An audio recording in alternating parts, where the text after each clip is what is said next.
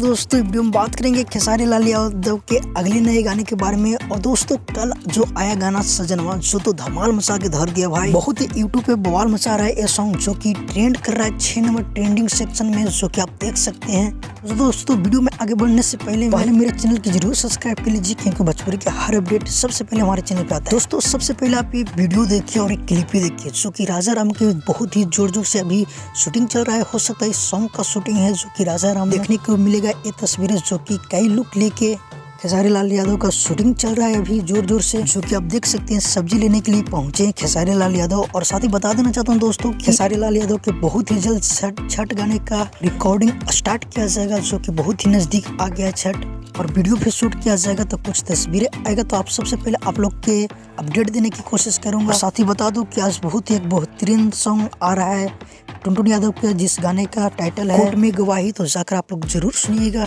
बहुत ही hit song है। तो फिलहाल के लिए अपडेट था, मिलते हैं किसी अपडेट के साथ बहुत ही जल्द। अगर हमारे चैनल पे आपने तो हमारे चैनल को जरूर सब्सक्राइब कर लीजिए, क्योंकि भोजपुरी का हर अपडेट सबसे पहले हमारे चैनल पे आता है। जब तक के लिए जय हिंद, जय भोजपुरी।